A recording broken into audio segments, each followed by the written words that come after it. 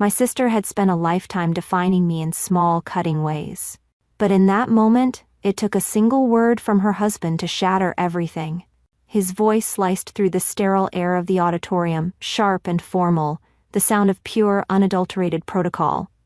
"Excuse me, ma'am, but may I address you?" The smug laugh died on her lips, a sound I'd heard 1,000 times before.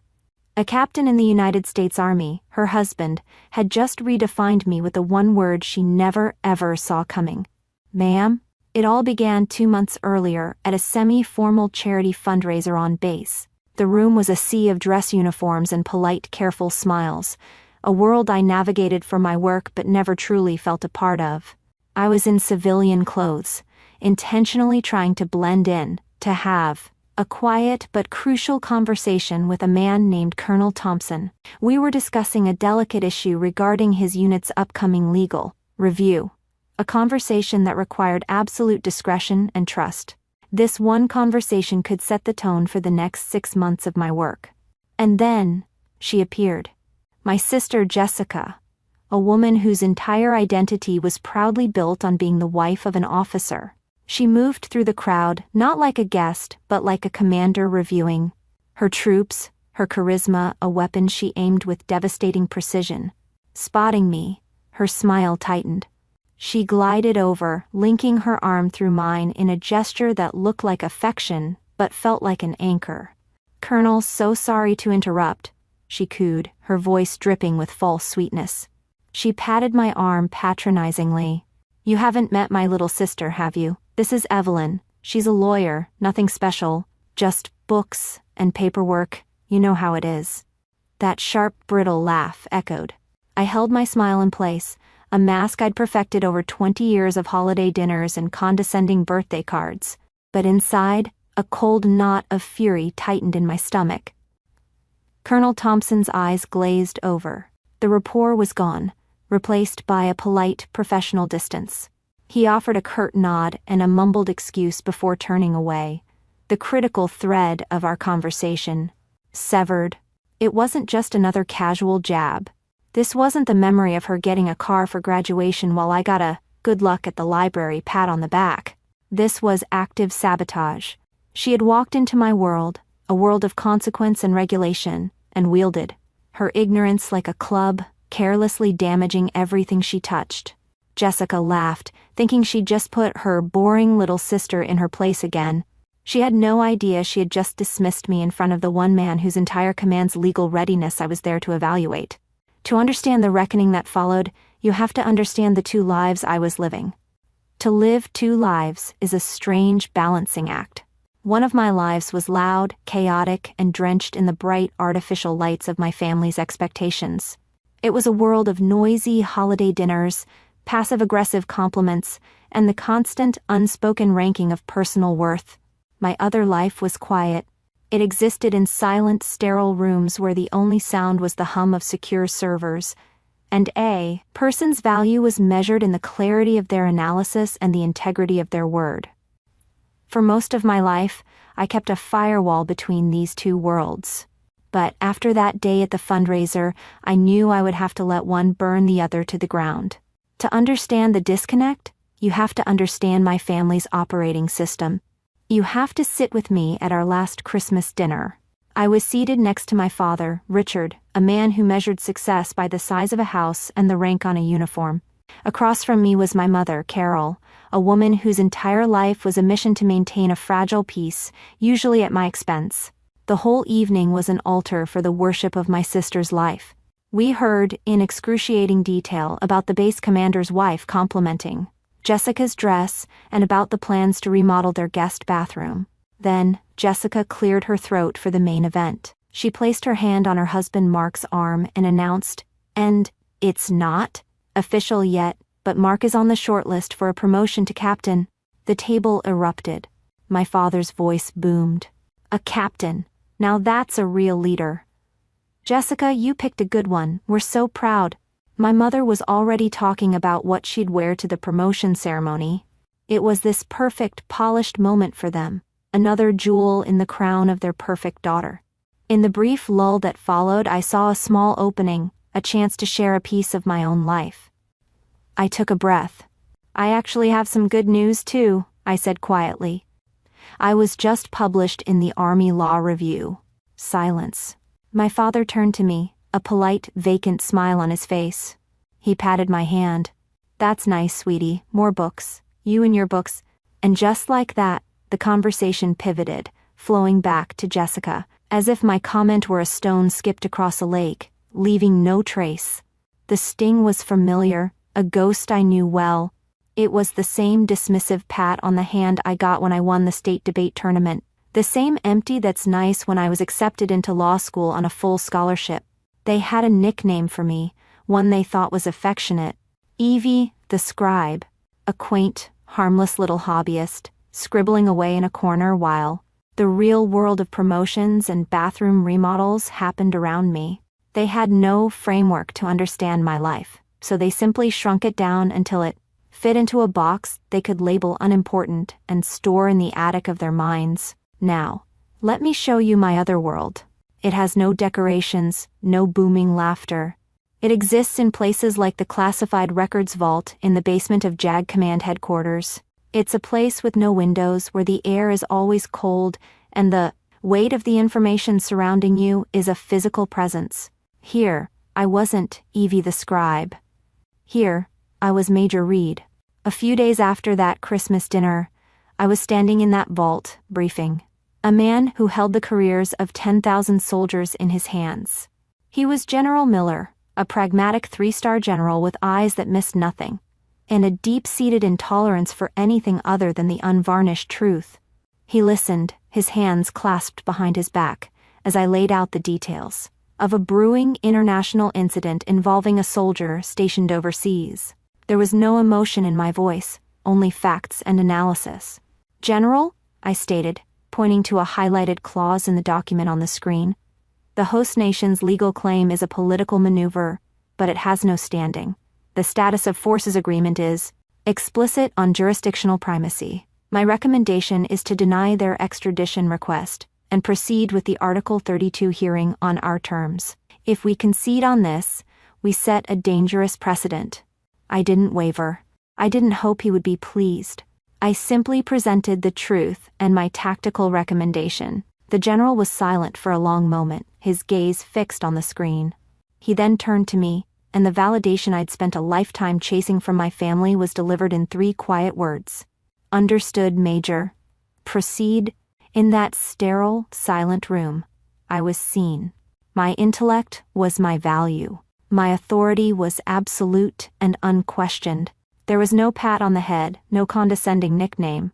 There was only respect, a currency my family didn't trade in. They measured success by what could be seen and applauded in public. In my world, true success was preventing a crisis so effectively that no one ever knew it happened at all. For years, I had tried to earn their respect in their language, the language of family, of emotion. But they only understood one thing: hierarchy. So I decided I would finally speak to them in the only language they were fluent in. Back in my office, the anger from the fundraiser had burned away, leaving something cold, hard, and perfectly clear in its place. For years, my response to their dismissiveness was to try harder, to explain myself more clearly, to hope for a breakthrough. I saw a highlight reel of 1,000 pointless arguments flash through my mind, me, with tears of frustration in my eyes, them with blank, uncomprehending stares. That movie was over. There would be no emotional confrontation. Emotions were my language, not theirs. They spoke the language of power, of systems, of hierarchy. So I would speak to them in their native tongue. My fingers moved with quiet purpose across the keyboard of my secure terminal. I logged into the command portal, the digital heart of the entire base. My clearance gave me access to the master schedule for the upcoming annual command readiness inspection, a massive, high-stakes event that had every unit commander on edge. I was on the steering committee, a position my family thought was some kind of secretarial role. In reality, it gave me oversight. It gave me authority. With a few precise keystrokes, I pulled up the roster of units undergoing review. I found my brother-in-law's unit, Captain Mark Jensen, commanding. Then, I added a single line item to his inspection schedule: Special Legal Compliance Audit. It was a completely legitimate action. His unit was, technically, overdue for one. It was also a move that would place him, and by extension his family, directly in the spotlight of the formal closing ceremony. Then came the final, most important step.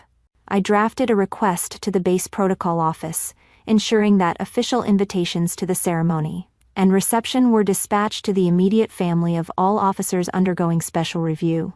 The invitations wouldn't come from me, they would come from the office of the base commander himself. A few days later, my aide walked into my office. Warrant Officer Chen was a man of few words and absolute loyalty. He'd seen how my family treated me at events before, and his disapproval was a silent, simmering force. He placed a folder on my desk.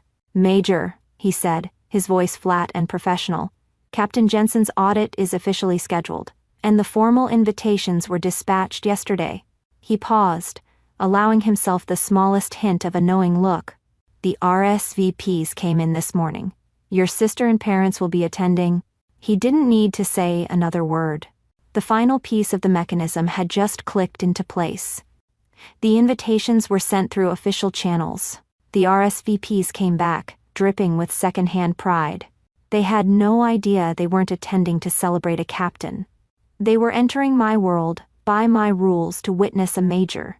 The air in the main base auditorium was thick with discipline. It smelled of floor polish, starched wool, and the immense unspoken weight of the chain of command.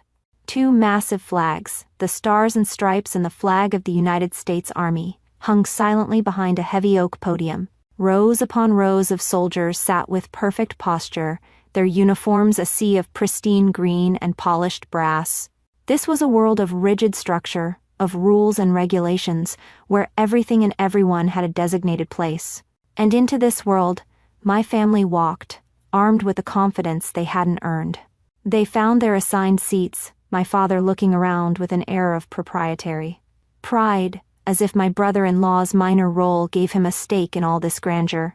My sister Jessica scanned the room, her eyes finally landing on me. I was standing against the far wall, perfectly still, observing the proceedings as was my duty. I was in my Army service uniform, the formal attire for the occasion. She leaned over and whispered something to my mother, who then glanced at me with a pitying smile. I didn't need to hear the words. I already knew them. Years later, my mother would confess what Jessica said. "Look at Evie, playing soldier. It's almost cute." She saw the uniform, but she couldn't read it. To her, it was a costume. She had no idea it was a statement of authority. The ceremony droned on. Awards were given. Speeches were made. I watched my family. They were politely bored, waiting for the one moment that mattered to them, a potential mention of Captain Mark Jensen. The base commander, a major general with a chest full of ribbons and a voice like gravel, approached the podium for his closing remarks. He spoke about readiness, about the challenges of the modern military, and about the integrity of the command. I saw my father nod along, a civilian deeply impressed by the theater of it all. An inspection of this magnitude, the general boomed, his voice filling every corner of the vast hall, is a testament to the soldiers in this room. But the integrity of this entire process, the very backbone of its legitimacy, rests on our unwavering adherence to military law. He paused, letting the words settle. Overseeing the legal compliance portion of this inspection, a task requiring meticulous attention to detail and an unimpeachable understanding of the code, was one of the sharpest minds at JAG Command. My family sat up a little straighter, assuming this was the preamble to praising Mark's unit. They were waiting for his name.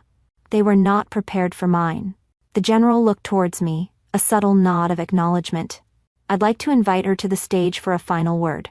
Please welcome your staff judge advocate, Major Evelyn Reed." My name hung in the air, echoing slightly.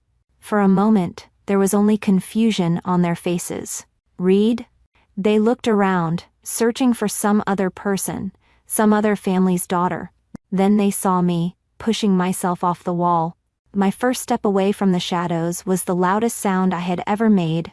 The crisp click of my heels on the polished floor was a declaration. With every step towards that stage, I felt a lifetime of being overlooked begin to peel away.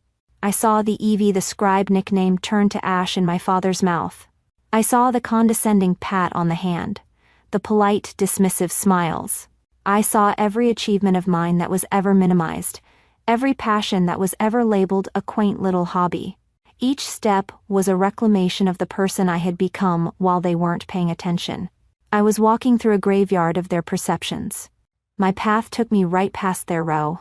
I didn't look at them. I looked forward, but I could feel their eyes on me. And I could see the moment the truth dawned on the one person in my family who was trained to see it. My brother-in-law, Captain Mark Jensen. His gaze lifted from my face, down to the shoulders of my uniform. His eyes, trained to recognize threats, to assess situations, and above all, to identify rank, widened in dawning horror. He didn't see his quiet, bookish sister-in-law. He saw the gleaming gold oak leaf insignia on my shoulder. He saw a major. He leaped to his feet. It wasn't a choice, it was a reflex. His back went ramrod straight, his hands cupped at his sides, his entire body snapping to the rigid posture of perfect attention. His voice, sharp and disciplined, cut through the auditorium. "Ma'am," that one word was a shockwave. It hit my family like a physical blow. Jessica's jaw didn't just drop, it seemed to unhinge. The smug confidence on her face crumbled into a mask of pure, uncomprehending shock. My father, the man who so admired the uniform, instinctively straightened his posture from his seat, a lifetime of ingrained respect for rank, overriding a lifetime of personal blindness. The color drained from their faces as the entire social hierarchy they had built in their minds was publicly and irrefutably demolished by the simple, brutal math of military protocol. My father had spent his life lecturing me on the importance of respect for authority. In the end, it took one word from his golden son-in-law to teach him I was the authority he'd been overlooking all along. I reached the stage and gave the general a crisp nod of acknowledgement, my face a mask of professional calm. I never once glanced in my family's direction. My remarks to the audience were brief, formal, and focused entirely on the professionalism of the units under review. There was no tremor in my voice, no hint of the personal earthquake that had just shaken my world to its foundations. I was simply Major Reed, performing my duty. The drama was over. All that remained was the aftermath. After the ceremony, at the reception, the difference was staggering. A circle of genuine respect formed around me. Colonels, fellow majors, and even the general himself came over to congratulate me on a successful inspection, to discuss a point of law, to treat me as a peer. The conversation was about work, about shared purpose, about competence. For the first time, I felt like I was at a family gathering. Across the room I saw them. 3 islands of shock in a sea of celebration. My father, my mother, and my sister stood clustered together, isolated and completely out of their depth. No one approached them. They were ghosts at a feast they didn't understand. After a few agonizing minutes of silence, they turned and walked away. They didn't say a word. They just vanished. Their silence was the only confession I ever needed. 6 months can feel like a lifetime. The name on my office door was new, the engraved letters spelling out a reality.